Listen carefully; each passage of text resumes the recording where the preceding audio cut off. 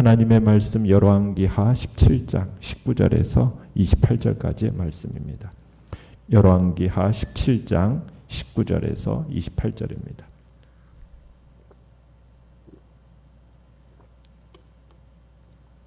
열왕기하 17장 19절에서 28절 우리 한 목소리로 같이 읽겠습니다. 시작. 유다도 그들의 하나님 여호와의 명령을 지키지 아니하고 이스라엘 사람들이 만든 관습을 행하였으므로 여호와께서 이스라엘의 온 족속을 버리사 괴롭게 하시고 노략군의 손에 넘기시고 마침내 그의 앞에서 쫓아내시니라. 이스라엘을 다윗의 집에서 찢어 나누심에 그들이 느밧의 아들 여로보암을 왕으로 삼았더니 여로보암이 이스라엘을 몰아 여호와를 떠나고 큰 죄를 범하게 하며 이스라엘 자손이 여로보암이 행한 모든 죄를 따라 행하여 거기서 떠나지 아니하므로 여호와께서 그의 종 모든 선지자를 통하여 하신 말씀대로 드디어 이스라엘을 그 앞에서 내쫓으신지라. 이스라엘이 고향에서 아수르에 사로잡혀 가서 오늘까지 이르렀더라. 아수르 왕이 바벨론과 구다와 아어와 하맛과 스발와임에서 사람을 옮겨다가 이스라엘 자손을 대신하여 사마리아 여러 성읍에 두매 그들이 사마리아를 차지하고 그 여러 성읍에 거주하니라. 그들이 처음으로 거기 거주할 때에 여호와를 경외하지 아니하므로 여호와께서 사자들을 그들 가운데 보내심에 몇 사람을 죽인지라. 그러므로 어떤 사람이 아수르 왕에게 말하여 이르되 왕께서 사마리아 여러 성읍에 옮겨 거주하게 하신 민족들이 그 땅 신의 법을 알지 못하므로 그들의 신이 사자들을 그들 가운데 보내매 그들을 죽였사오니 이는 그들이 그 땅 신의 법을 알지 못함이니이다 하니라. 아수르 왕이 명령하여 이르되 너희는 그곳에서 사로잡아온 제사장 한 사람을 그곳으로 데려가되 그가 그곳에 가서 거주하며 그 땅 신의 법을 무리에게 가르치게 하라 하니 이에 사마리아에서 사로잡혀간 제사장 중 한 사람이 와서 베델에 살며 백성에게 어떻게 여호와 경외할지를 가르쳤더라. 아멘. 오늘 말씀의 제목은 반드시 지켜야 할 최상위법이라는 제목으로 말씀을 나눕니다. 이스라엘의 행위는 여호와 하나님을 크게 진노하기에 충분했습니다. 그래서 하나님이 이스라엘을 옛적에 그들의 조상에게 허락하신 그 땅에서 내쫓아 버리신 거죠. 결과적으로 그 땅에는 유다만 남게 되었습니다. 그렇다면 이 유다는 이스라엘에 비해서 나았을까요? 성경 기자는 19절에 얘기하는 것처럼 유다도 이스라엘과 비교할 때 별로 다를 바가 없었다라고 회고하고 있습니다. 북이스라엘에게 주어졌던 하나님의 명령, 남유다에게도 동일하게 주어진 건데요. 그러나 북이스라엘의 멸망을 보고도 유다의 지도자들과 백성들은 그들과 똑같은 죄를 계속 지었다라고 얘기하고 있습니다. 그래서 결국에는 유다도 한 세기가 지난 후에 유다도 똑같이 유세의 침략으로 비참하게 멸망당하고 말게 되죠. 자, 내용 관찰 문제 1번을 보시면 여호와께서 이스라엘 백성을 노략군의 손에 넘기셔서 그 땅에서 쫓아내신 이유는 무엇입니까? 여호와께서 유다를 포함한 이스라엘을 노략군의 손에 넘기셔서 쫓아내신 이유는 무엇입니까? 19절에 보시면은 그들이 여호와를 떠나서 그분의 명령을 지키지 아니하고 이스라엘 사람들이 만든 그 관습을 행했기 때문이다. 사람들이 만든 그 관습을 행했기 때문이다라고 표현하고 있죠. 거기다가 우리가 이제 그 다음 21절부터 22절을 보면 북이스라엘 왕국의 타락에 가장 큰 한몫을 한 사람은 누구입니까? 여로보암입니다. 북이스라엘의 시조라고 할 수 있는 여로보암이 가장 큰 한몫을 했어요. 북이스라엘의 모든 왕들이 차이는 있어도요. 다 이 시조 여로보암의 죄에서 떠나지 않았다라는 기록이 거듭 반복이 되거든요. 그러니까 210년이라는 긴 시간 동안 19명의 왕이 있었는데 모두 이 여로보암의 잘못 닦아놓은 이 지도력의 패턴 이것을 벗어나지를 못합니다. 여로보암은 나라의 창시자이면서 이스라엘 백성들이 200여 년 동안 따랐던 어떻게 보면 종교를 창설한 사람이라고 할 수가 있어요. 참 불행하게도 이스라엘에게 가장 안 좋은 영향력을 끼친 악한 유행을 선도한 사람이 바로 이 여로보암이라고 할 수가 있는 겁니다.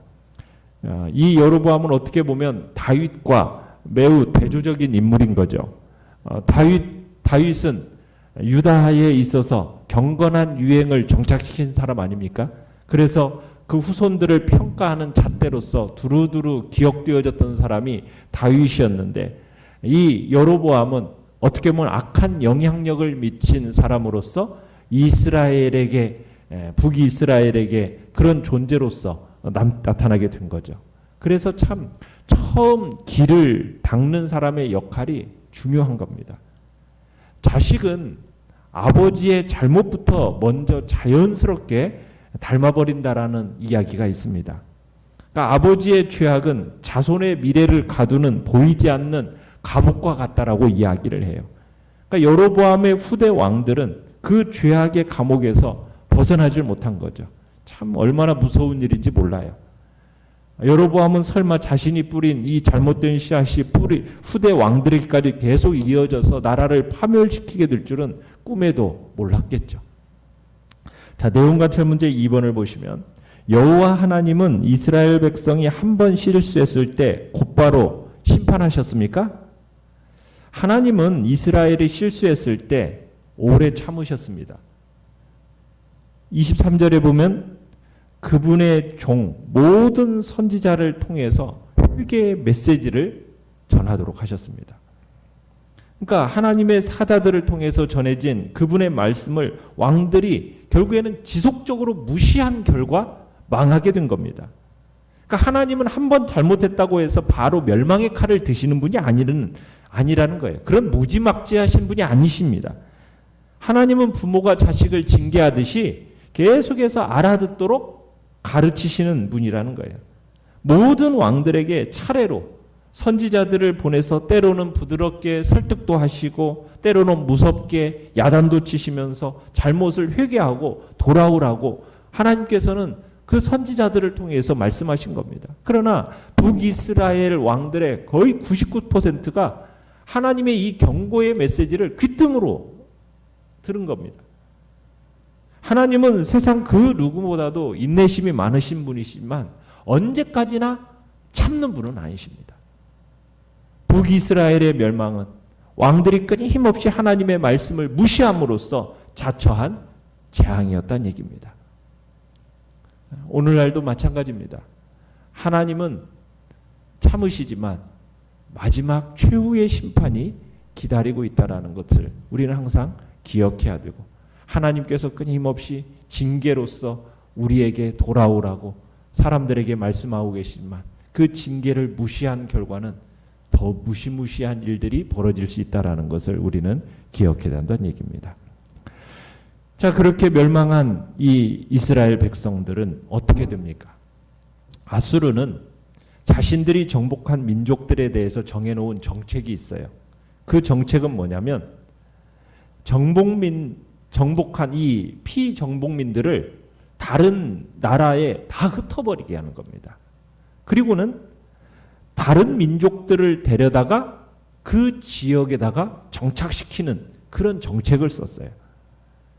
그러니까 피지배민들을 포로로 잡아가서 자신의 영토 전역에 흩어버리고 정복지에다가는 자신의 백성들을 대거 이주시킴으로써 정치적, 인종적인 분란을 사전에 방지했다는 얘기입니다.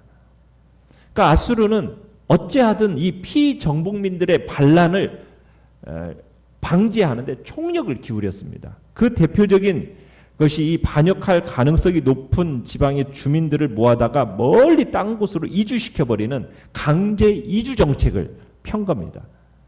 그러니까 이스라엘 백성들처럼 강력한 민족성을 가진 백성들의 이 응징력을 깨버리는 데 있어서는 이 고향 땅에 대한 애착심을 가지고 있는 애국심을 어떻게 하는 겁니까? 자손대에 가서는 아주 말살시켜버리겠다라는 그런 의도 속에서 이런 정책을 편 겁니다.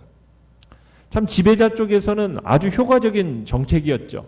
그렇지만 당하는 피정복민에게 있어서는 너무나 가혹한 형벌이었던 겁니다. 왜냐하면 이제까지 쌓아두었던 생활 기반을 송두리째 빼앗기고 모든 것을 이제 처음부터 다시 시작해야 하는 사람들에게 있어서는 어떻게 보면은 반란을 일으킬 만한 여력 따위가 전혀 없었기 때문입니다. 아수르는 북이스라엘 사람들을 아수르 영토 곳곳에 다 흩어서 이주시켜 버립니다.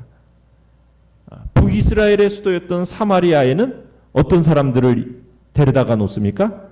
바벨론, 구다, 아와, 하맛, 스발와임 이런 사람들을 옮겨다가 지금 이제 대거 강제 이주를 시켜놓은 겁니다.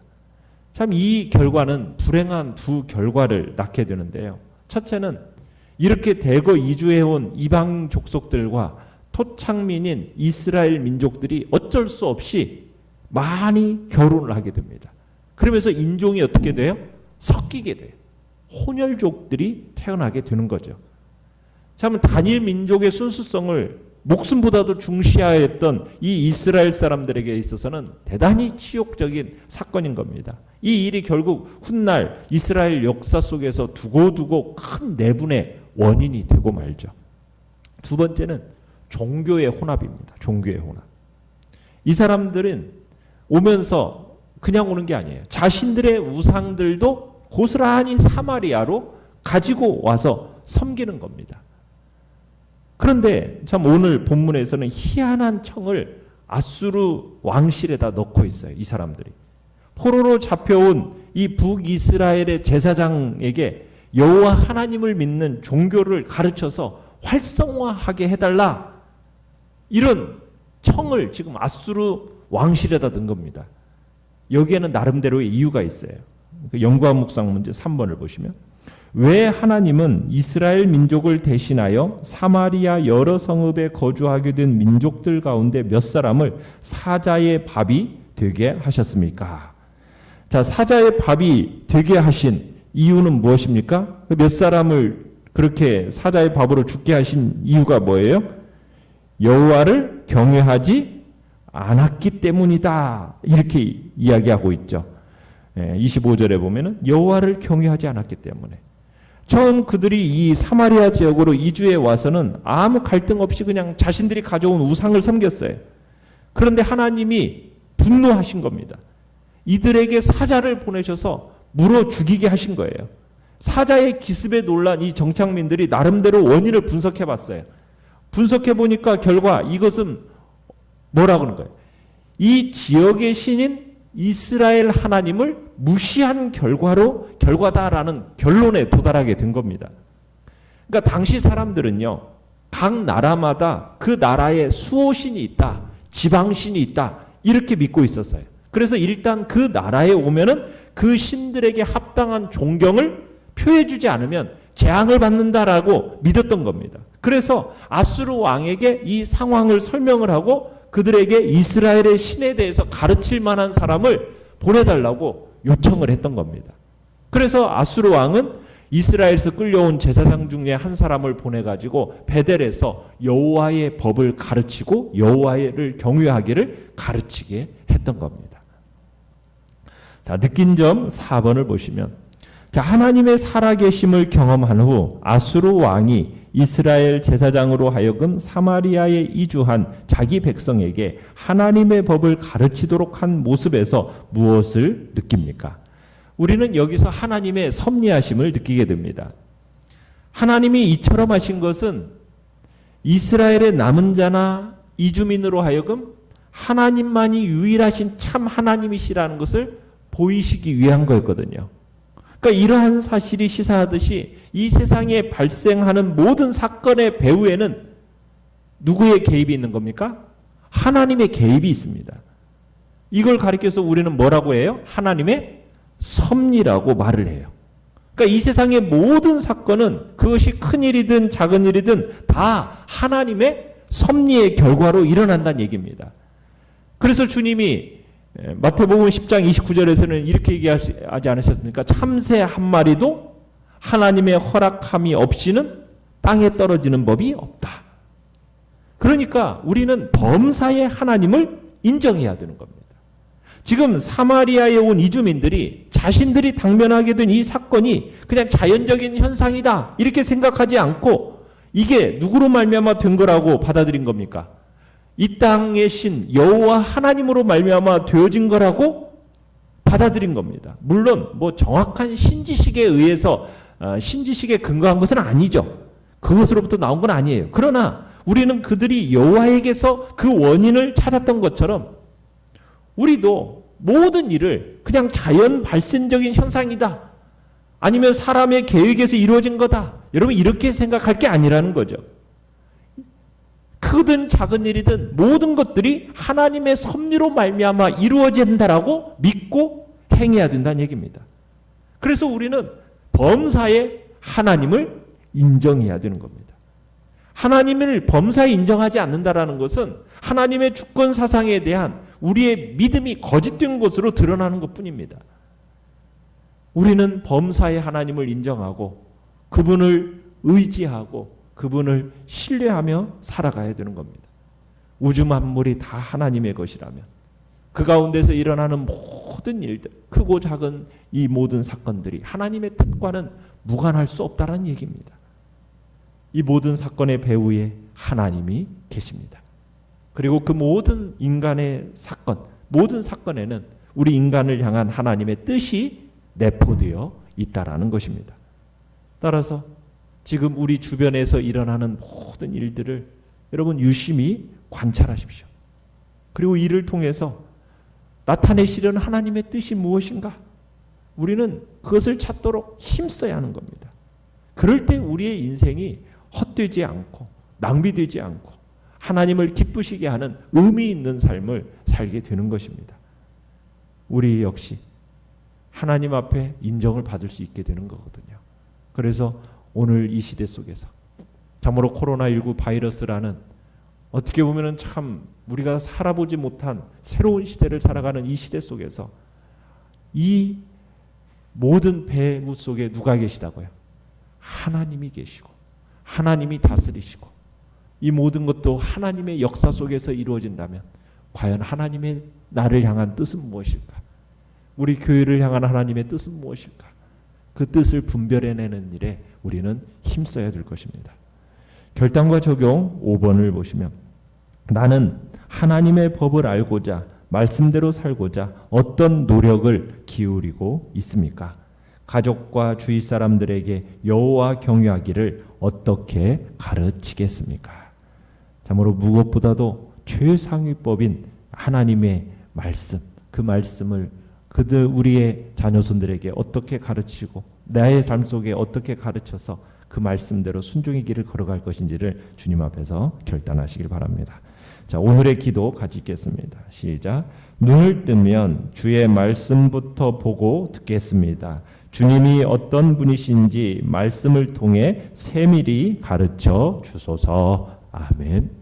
말씀을 생각하면서 기도하시고 연약한 우리의 지체들을 위해서 기도해 주시며 특별히 이 코로나 바이러스가 잠잠해지게 하시고 우리가 함께 대면하여서 예배드릴 수 있는 날이 속히 올 수 있도록 주님 이 땅을 긍휼히 여겨달라고 전 세계 속에 하나님의 주님의 다시 오실 재림의 날을 우리들이 또 기대하면서 우리들이 이 날을 힘써 또 믿음으로 기도하며 주님 앞에 부르짖음으로 나아가는 이 시간이 되게 달라고 이 시간 주여 3번 부르짖으며 나아갑니다.